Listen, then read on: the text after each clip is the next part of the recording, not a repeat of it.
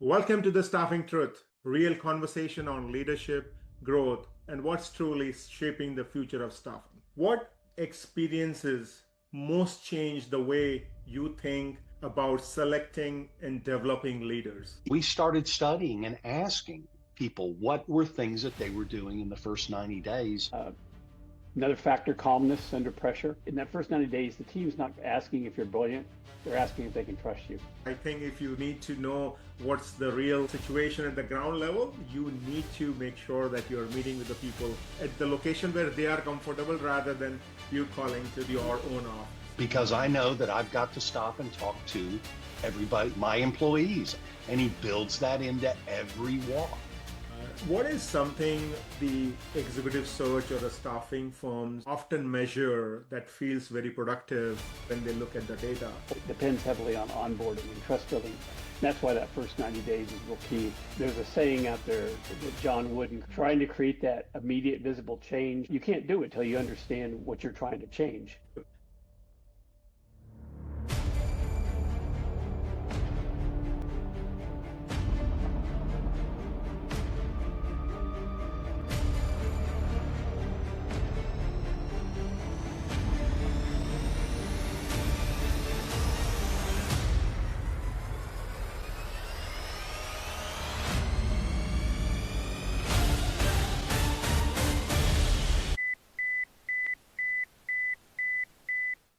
Welcome to the Staffing Truth, real conversation on leadership, growth, and what's truly shaping the future of staffing. I'm your host, Rahul Karan Sharma, and today's guest bring a perspective that very few people get to see. They have spent decades sitting at one of the most important intersections in business where leadership decisions become business outcomes. Joining me are Neill Marshall and Kurt Mosley from HealthSearch Partners, a nationally recognized healthcare executive search firm.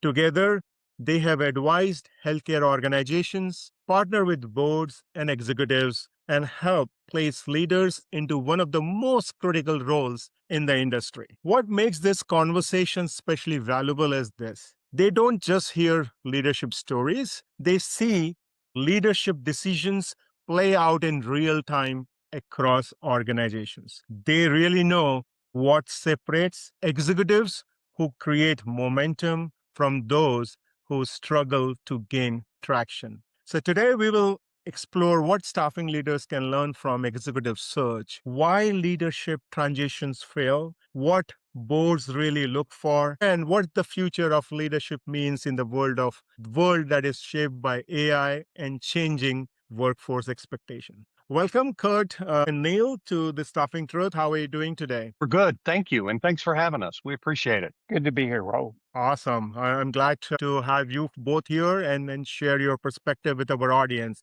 So, first of all, you collectively observed thousands of leadership transition, both Nigel and Kurt. What experiences most changed the way you think about selecting and developing leaders? Yeah, there were a couple of things. One, in our business, our job, the board asks us to help find the right person at the right time for the right organization. Right. And had a situation where we had a CEO that felt absolutely believed he was the right person for the right time, the right organization, and he failed. And this is one of my favorite people in it. And it got to me because he failed very quickly. So we did a lot of research into that because again, finding the right person's just not enough.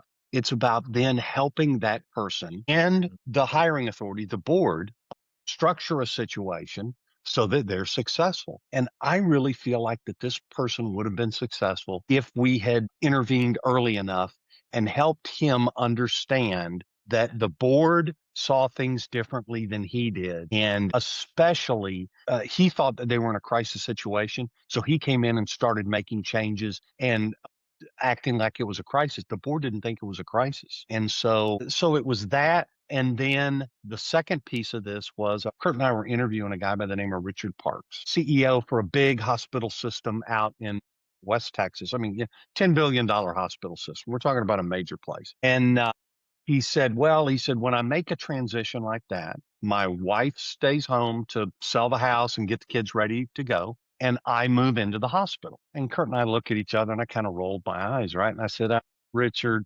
everybody works hard, right? I understand. He said, no, I move into the hospital and I live there until my family moves out. I'd never heard anything like that. Blew my mind. I've interviewed 10,000 hospital executives and I'd never heard anything like that. So we started studying and asking people what were things that they were doing in the first 90 days that were tactical, that people could replicate, that really moved the needle. And that's how we got into this first 90-day series. Wow, interesting. And so help me understand this. So in your capacity, do your work stops the moment the CEO or that executive level starts? Or when you work with an organization, you also extend your support for that first 90 or 180 days? Is that a part of your business model? Yes. It used to be that we would say, well, we'll stay in touch and help with the transition. The reality was you call them a couple of times, you call the board chair a couple of times, everybody's doing fine, and you don't really do anything. What we've put together is a plan and a program to truly impact it, okay? To make sure that the board, that what they want to see happen is communicated in a way that this new CEO truly understands it. That we're working with the board to say, look, you don't want them to come in and turn the place upside down in the first 90 days. They need to be focused on building the relationships with the people, doing things that the employees are going to say, hey, this person really understands us, and working with the CEOs to have them think about those things up front. We'll say, we think that you should pick a symbolic act or two that that is authentic to you, right? But that can really demonstrate to people who you are, and then do it. And you don't listen, you don't have to write a treatise. You don't have to write War and Peace to people. You can just go and pick up garbage in the parking lot. Wow. And Neill, what I am hearing from you is very, very different. That based on my corporate experience, I have seen executive search partner doing. And I think what you and your firm is doing is really disrupting the industry, because you are just not focusing on handing over a body. You are actually handing over a person who will be successful. Because finding a talent is one thing, but making that talent successful is altogether a different ball game. And that's where you are holding hand in hand with your clients and making sure that that is happening. I think that is remarkable. I have not seen that happening by many executive search firms. So kudos to you and your team for doing that phenomenally well. Thank you. Thank you. Now, you must have seen leaders succeed and fail across organizations. What are some early sign or early signals that tells you that a leader is likely to outperform his or her predecessor, or whichever role that they are taking? Well, Raul, in that first 90 days, some of those signals that you asked are a CEO or a leader, and it could be anything, has more curiosity instead of certainty. There's a great book out there by Marshall Goldsmith. It's called What Got You Here Won't Get You There. And basically understanding that you're new there, you need to learn, and you have to have that earned authority is what we talk about before you make your leadership decisions. Another factor, calmness under pressure. There's going to be a lot of pressure to do things quickly in those first 90 days. And a lot of our successful leaders that we help relocate are calm. They gather information before they make acts. We want them to make a symbolic act in that first 90 days, but they gather information. They understand a problem before they try to fix it. They understand culture before they try to change it. And visibility and accessibility. We always caution them to make sure that your audio matches your video. What you're saying is basically correlating with your behavior, and the ability to listen before acting. We had a great example. One of the CEOs we interviewed, Jay Robinson, and he's a CEO for Kaiser Permanente. He runs 2 hospitals, and what he did in his first 90 days was just really impressive. He met with all 242 leaders that worked with him. And what was unique about that, Raul, he went to their office. He didn't have them come to his office, whether where they were in the hospital, whether they were in dietitian, whether they're in maintenance, or they were on the ER, whether they were in the nursing station. He met with them.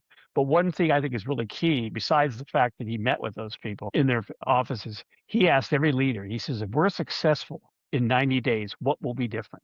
And that question revealed to him humility on his part and alignment building. And those instincts were shown immediately. And I think one of the key things is that our CEOs, we need to caution them on is that in that first 90 days, the team's not asking if you're brilliant. They're asking if they can trust you. And this whole earned authority is built on gaining trust before you earn that authority to lead. Visiting to that station or visiting to the place of the employee where he was meeting. Today, just, I was reviewing one of the LinkedIn posts where the CEO is actually sitting with the people and not in one of the corner offices. And that really resonated. And what you are mentioning also is the leader has to be with people. Yes, you can always get cozy on your office, but I think if you need to know what's the real situation at the ground level, you need to make sure that you're meeting with the people at their comfort level, at the location where they are comfortable, rather than you calling to your own office. So thank you for sharing that. Now, Raul, I had a CEO, one of my favorites, and he had actually retired. They brought in a new CEO and he stayed 4 or 5 years and then left. So we were doing the search to replace his replacement, but he came back as the interim CEO while we were doing that, right? So we were up there meeting with the board. We were in his office. Again, he's interim. He hadn't been the CEO in 6 years. And we had to go meet with the board, and they were in a way far away from where we were. So he was going to take us there. So we come out of administration and we don't get 100 yards and one of the employees stops him. And he stops and how are you doing? And how are the kids? And, an interaction, very positive. And then he's on. And we don't get 30 feet and it's a second and then a third one. And then finally we break away and there's a porter pushing a patient in a bed.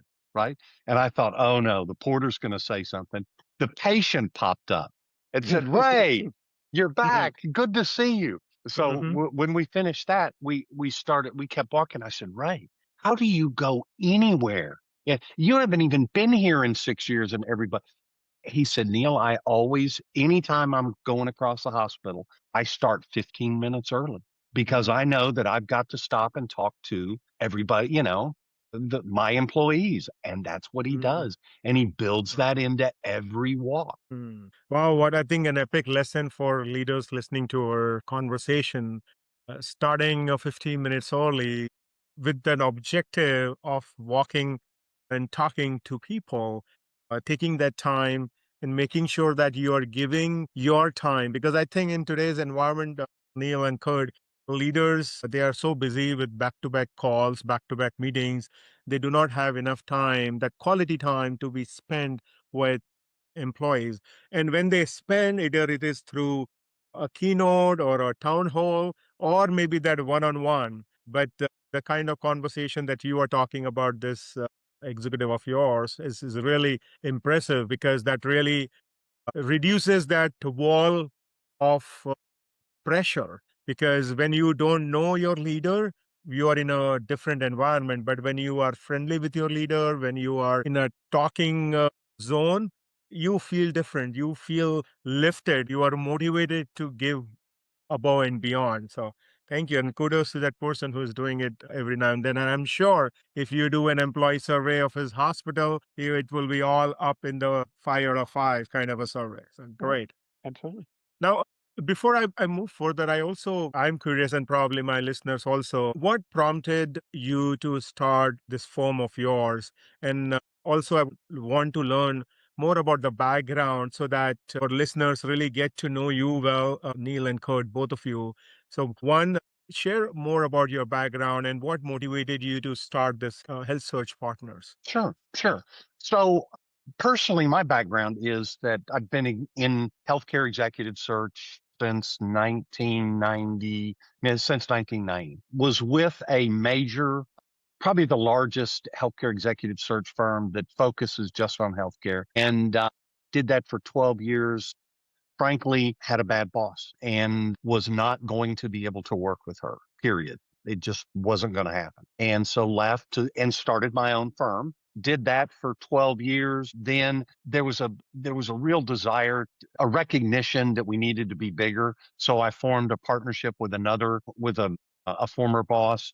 We created a firm. And then, with the Walmartization of healthcare, and by that, I mean, when I started in the business, there were a lot of independent, not-for-profit hospitals.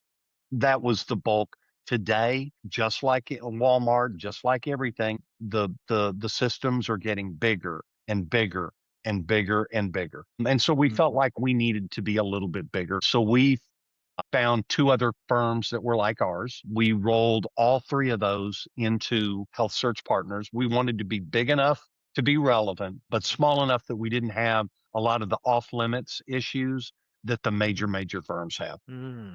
Wow, amazing. And I'm sure that the experience of yours and the partners of yours are really aligning well, because of which you folks are able to deliver quality over quantity to your clients. Amazing. Now, Kurt, why don't you share about your background? What prompted you to be with HealthSearch Partners? Well, I've been in the healthcare industry for over 30 years. And during that time, when I started, I actually worked with Neill originally back in 1991. And then Neill left, as he mentioned, to form his own company. And I stayed with the company for, like I said, 35 years, became the largest healthcare staffing company in America, AMN Healthcare. And during that time, I was involved in physician recruiting, temporary physician recruiting, and some leadership, because it was a conglomerate of all different healthcare staffing. But during that time, I became our spokesperson, our national speaker. So I spoke about all these issues across America: poverty, its effect on healthcare, physician burnout, leadership burnout. And during that time, having to learn all that, I started to understand that healthcare it's the number one employer in America. I think 4 years ago it went past retail, but I started to realize that leadership is the key for healthcare to succeed in America. We need new leaders. We need different ideas. There's a lot of pressure on healthcare, and so I gravitated back. And Neill asked me about 3-4 years ago to come back and work with him, and that's where I am today. And adding my side from the standpoint of not necessarily where healthcare is going, because people ask me all the time when my speeches are all, they say, give us the next 6 months. And I say, I don't know, the next 6 days. Healthcare changes every day. But that's where I gain my most, I guess, satisfaction of sharing my ideas and also learning from everybody that I speak with and work with.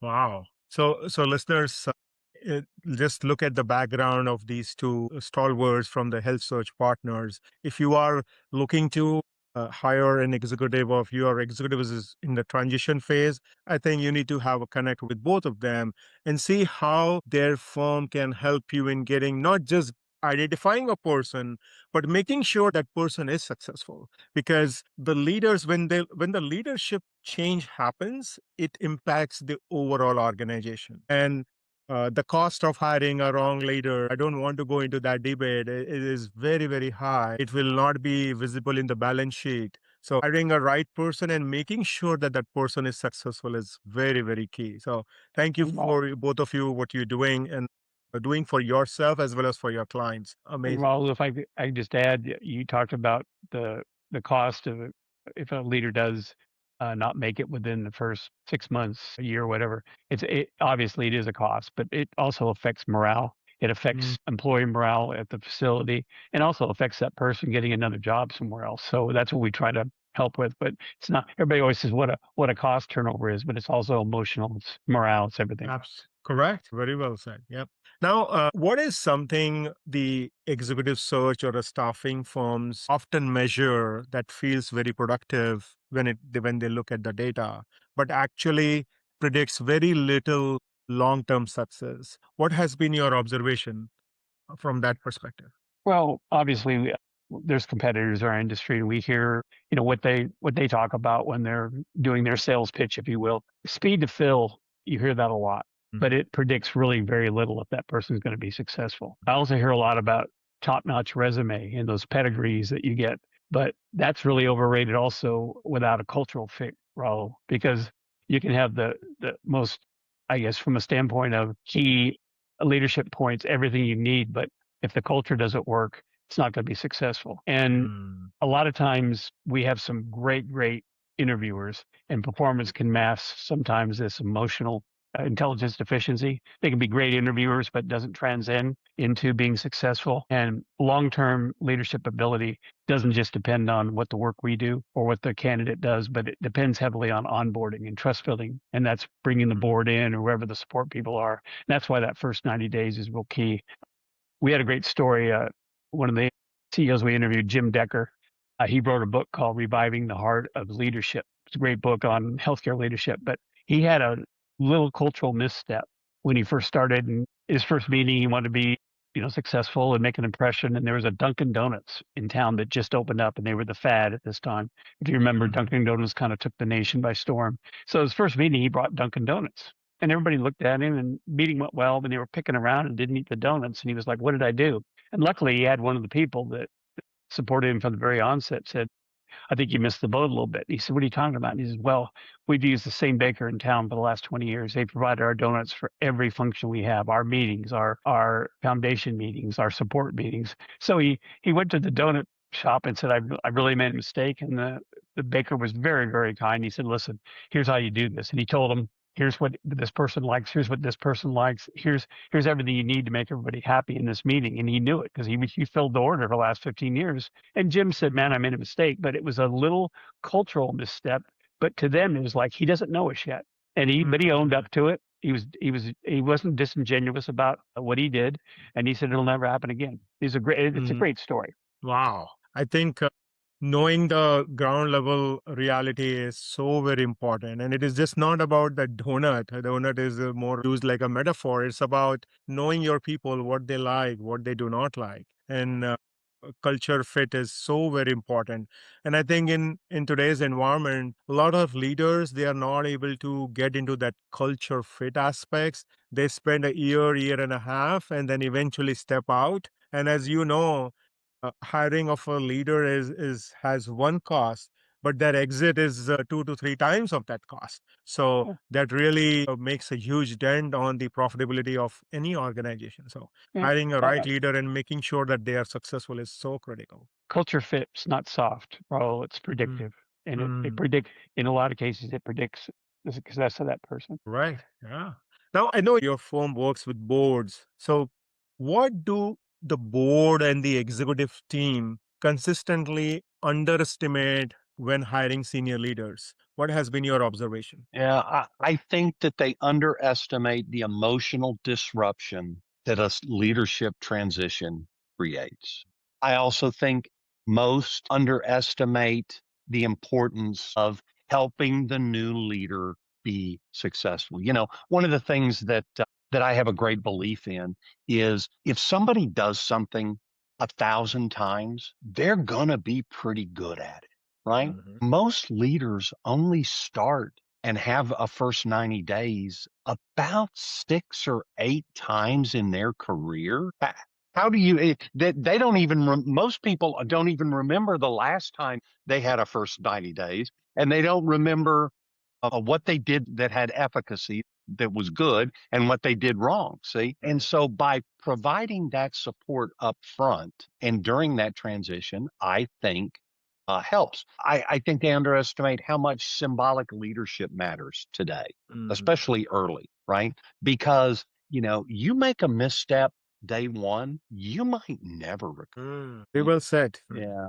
We had one CEO and he did the right thing. So he drives up to the hospital his first day. It was big hospital, like 9 parking lots. And he goes and he pulls right up because executive parking is right next to the hospital.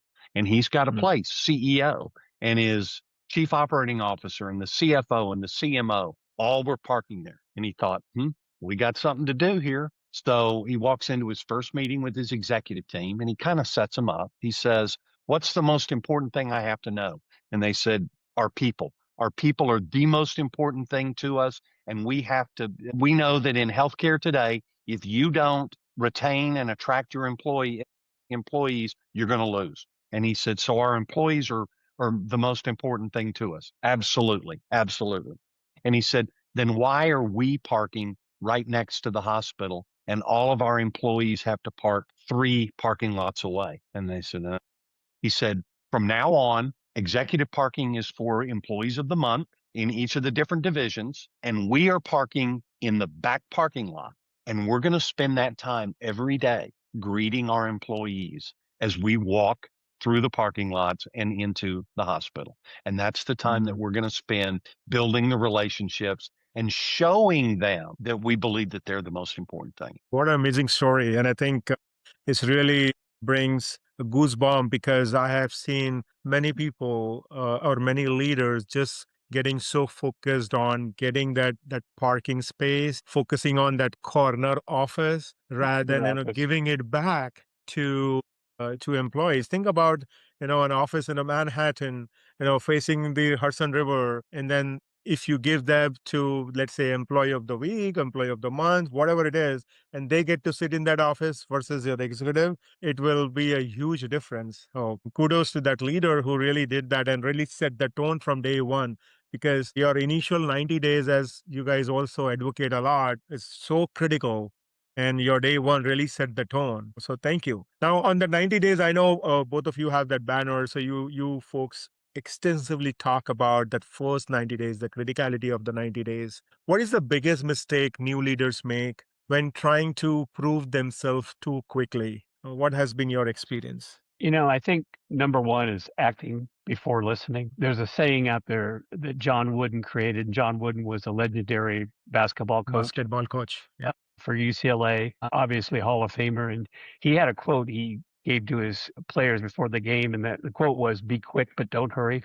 And I love that. People say, what does that mean? Well, it's if you summarize it, it's act quickly to learn, but then move deliberately to change. So trying to create that immediate visible change, you can't do it till you understand what you're trying to change. And overestimating the value of authority. I mean, I think that is also key because you have the title. You don't have to prove you're in charge. And as we talked about earlier, understanding the importance of culture and relationships.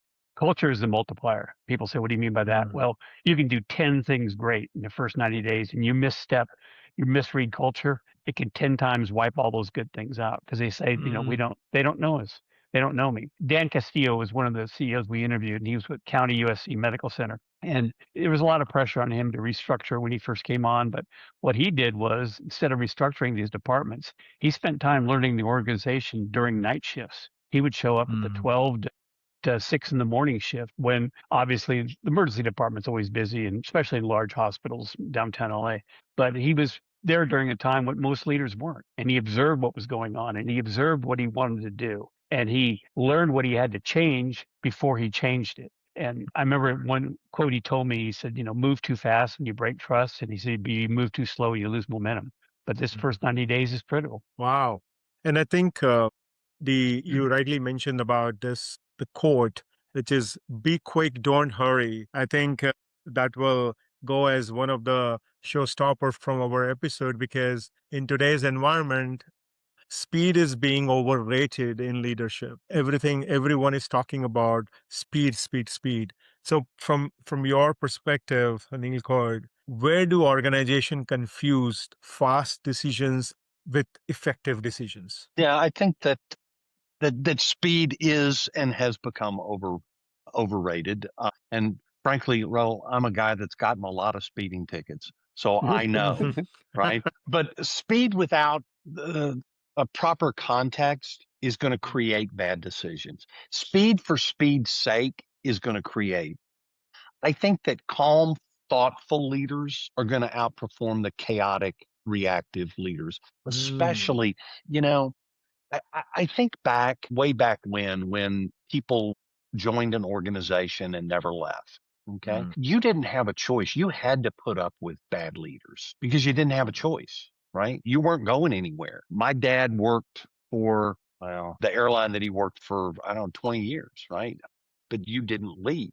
Today, bad leaders will drive people away because they have options and they have choices. And especially the best people. Because no matter what is going on in the economy, no matter where anything is, great people will always have a place. I mean, really, I'm talking about the top 5%. Okay. Listen, they don't stay unemployed. the top 5%. Okay. And those are the people that you're going to lose. And you're not going to because of bad leadership. Yeah, I agree. And I think I also reckon your thought on that great people, there is no scarcity of jobs for those people. It Right. will be their choice which firm they have to join. So, and I think you also mentioned about this when people are taking decisions, they are focusing more on that quick decision because they want to show quick impact. But sometimes in that quickness, and I think I love that quote, be quick, but don't hurry, you can lose the momentum. And if you see in sports, if you are too quick and then you lose the ball, it's a turnover. So you need to be very, very careful in taking those decisions and where speed really will help you and where it can hurt you. It's that distinction is very, very important. And Kurt, you were talking a lot about on the culture aspect, so I want to have this thought from you. That culture, what I see normally is also, on the employee shelf, written on the walls behind the offices as well as executive offices, and it is always on the website. But how can a leader tell that culture is actually existing, culture is actually working, or it only appears when business is running well? What are those signs? Well, I think most importantly is gathering input from everybody, and not just your co-leaders. If you're the CEO and you're relying on the CFO, the COO, the VP of HR to give you directions about morale, it's good. It'll set you on the right path, but you need to talk about the employees and what their beliefs are and why they've stayed here. One CEO told me one time, he said, I learned the culture from the people that have been here 4 and 5 years and love this job. And the reason they loved the job was part of the culture. They didn't say it's because of the culture, but he read into that. He interpreted that. And I think it's hard to be in tune with culture, especially when you start, but you have to learn that culture through everybody that you work with, not just the people that surround you. And a lot of times it's one CEO we had, he said, I learned the culture eating twice a week. He ate in the cafeteria.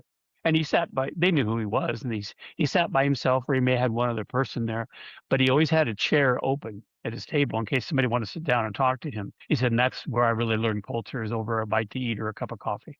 He said it's not a formal thing saying, tell me what culture looks like and where can I find it in the manual. Well, it's not in a manual. You have to be in tune, you have to be intuitive, and you have to learn it from the ground up. Absolutely. And I think it is the culture that makes employees stick to the organization. Absolutely. And again, it is the culture that makes people leave the organization. It's because people quit based on the toxic culture, the culture which is not growth culture, is not encouraging. So thank you for sharing that input.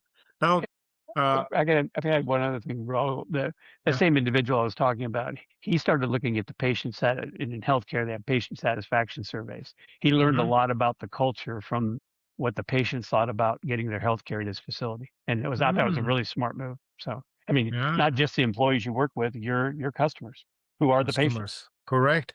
Yeah, because sometimes employees may be different with you, but the real them comes out when they are dealing with the customer, or it could be vice versa. But yes, keeping into account your customers while inculcating the culture is also very, very important. Now, I do see the AI, the way it is disrupting the industry, is reshaping the industry. So, from your perspective, as AI is reshaping recruiting and healthcare, what leadership capabilities will become more valuable in the time to come? Yeah.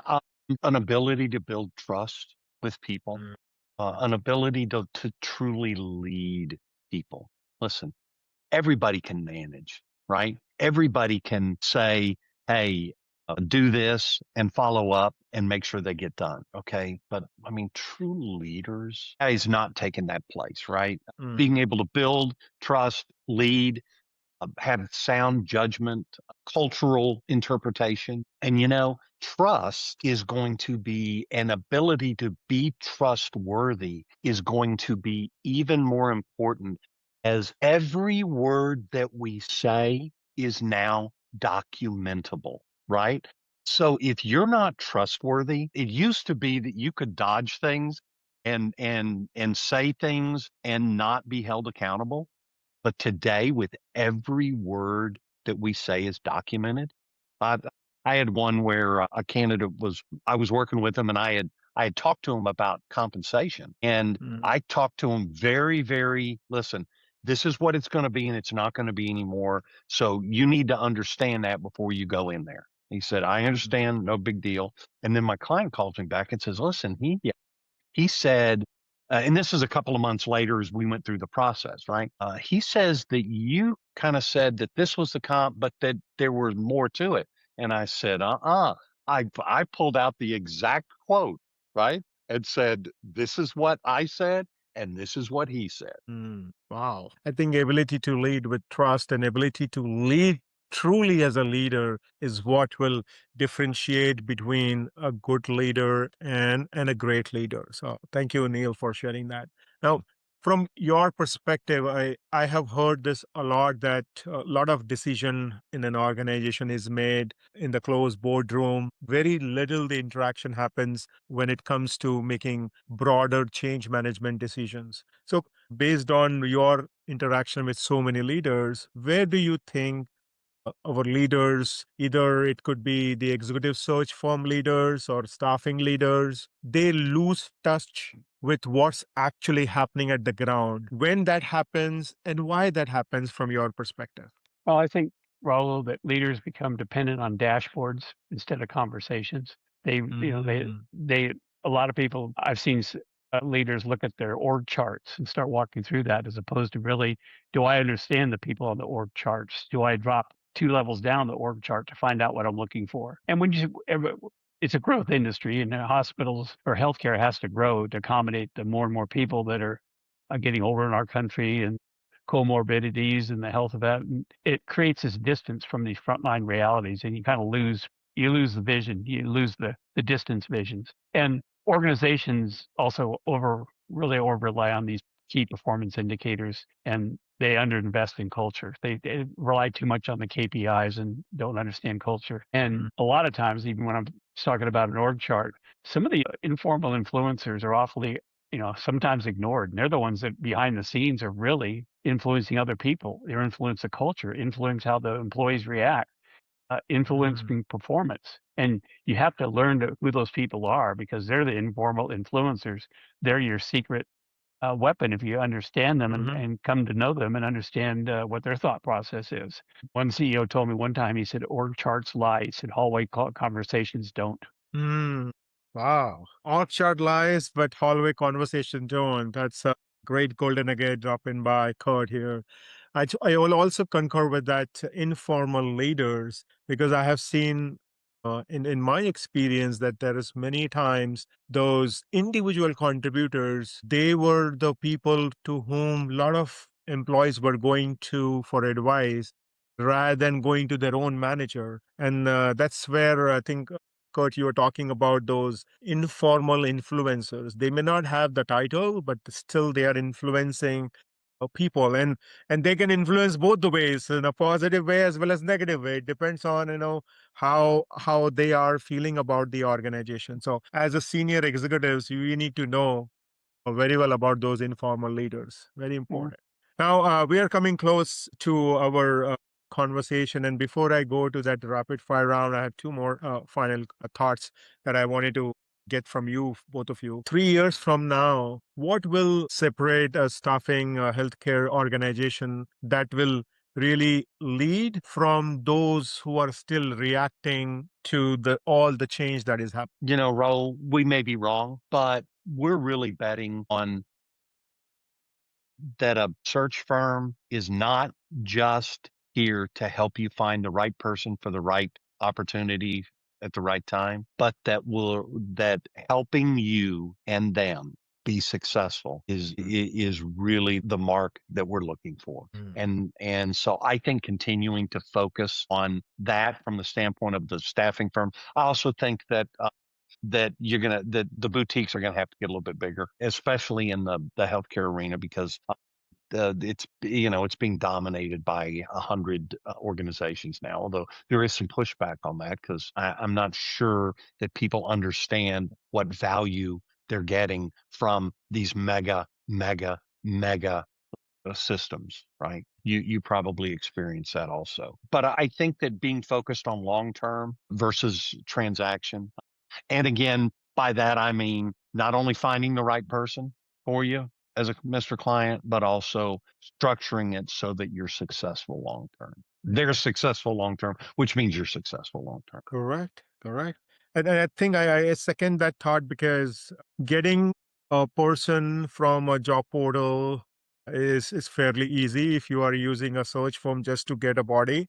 I think AI can do that. But if you are looking to get a person who will really make you and your organization successful, that's where the firms like HealthSearch Partners will really thrive and are really making a mark in the industry. So just having a body in place versus having a person who is successful will makes a difference. So thank you for sharing that, and thank you for bringing to my experience the work that you do, because in so far I only have experienced search partners as the one who is done the moment the candidate starts on the job. They had no liability or no surety from the performance perspective. They just get their payment in, let's say, 30, 60, 90 days, whatever that payment term is, and then they have to replace the person if the person leaves in 90 days. But people are smart. Sometimes, they go beyond 90 days, and then you find that, hey, they are no good for you. So I think what you folks are doing is really impressive. Keep doing the great work. And finally, if the founder or a staffing executive is listening to our conversation, Neill and Kurt, what if they want to become a leader who choose where people choose to follow them rather than just follow the title? If they really want to become that leader that people really love them, like them, and really go and above beyond their capacity to perform, what are the things they should do, and what some few steps that they should take to become that leader? Sure. I think decide intentionally how you want people to experience you. Most importantly, as we talked about earlier, pick symbolic behaviors that demonstrate your values and do that consistently. Listen before trying to impress. You have the title. You don't need to show people you have the title. Show visibility and humility early on. You don't know everything. They're not expecting you to know everything, but what they want to do is they expect to learn how to trust you. And I think maybe a parting shot, I'll mention this to our listeners, that people don't follow titles, they follow behavior. Wow. That's another one. People don't I follow knew you were going to titles. do that, Raul. I knew you were going to say that. Kurt's got all the good ones. People follow behavior. No, Neil, you also have given some good titles, No, but I'm kidding. it just didn't came up. No, but I Right. knew. I looked and I went, "Yeah, he's going to say, he's writing that one down." All right. Now we are moving to our staffing truth round, where I will be asking questions where I want you to just respond spontaneously. This is something that people will get your insight, get your inputs on these phrases that I will be sharing. Okay. So you both can respond. We will document both the answers. So one word to describe the staffing industry today. Leadership. A little fragmented. Okay. Speed or quality, what wins in the long term? Quality creates sustainable speed. Yeah, quality as fast as you can get it. Top biller always makes a good leader. Agree or disagree? No way. Disagree. Okay. One thing recruiters should stop doing immediately. I think probably focusing on volume. Okay. And I would say stopping the communication after the candidate's placed. Wow. AI an opportunity or threat? I mean, you better consider it an opportunity because it ain't going away. Artificial intelligence needs emotional intelligence. Okay. One trait that destroys leadership credibility. Yeah, not walking the walk. Acting before listening. All right.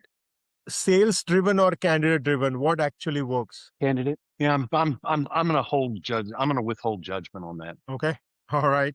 Now, this question is, I would want you to do the self-reflection on your career and then give a response. One mindset shift that changed your career. Yeah, it's my dad used to tell me that it was all about who you knew, right? And I rejected it.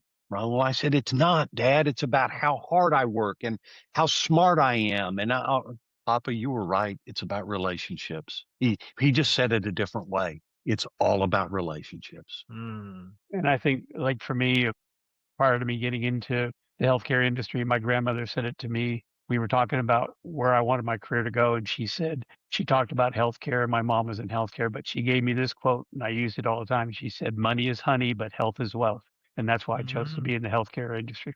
Wow. Yes, health is wealth. I agree. Okay, last one. Finish this sentence. The future of staffing belongs to leaders who. I embrace the changes that are coming. I think you have to be nimble and anticipating the future, moving All right. quickly. Thank you. Thank you for playing out fully. I really appreciate it. I just love the conversation around it. And I'm amazed the kind of work that you and your firm is doing because it's really creating a benchmark in the industry and really making those leaders successful as the impact it will make on the organization is phenomenal. So for leaders listening today, this episode was a reminder that the growth is rarely depend behind a strategy. It's often shaped by the quality of decisions, transitions, and leadership behaviors happening underneath that surface. For everyone listening today, if this conversation really helped you, challenged you, please go and subscribe, like, and listen to us on Apple or Spotify. Neill and Kurt, for anyone who wants to connect with you or learn more about your work, what is the best place for people to find you? Sure. Both Kurt and I are active on LinkedIn, so you can go to LinkedIn to find us, or obviously our website, HealthSearchPartners.com, just exactly the way it sounds, HealthSearchPartners.com. All And right. I'd like to add, if we have any leaders that are listening on the call today and they'd love to talk with us about their symbolic act or what helped them be successful in the first 90 days, we'd sure love to hear from them. So get through, like I Awesome. said, Neill said, get through us through LinkedIn or our website at healthsearchpartners.com. We'd love to talk to you and add you to our 90-day series. Awesome. Thank you again, Neill and Kurt. Enjoyed the conversation. Have a great rest of the day and keep listening and tuning to Staffing Truth. Thank you all. Thanks, Raul. Thanks for having us.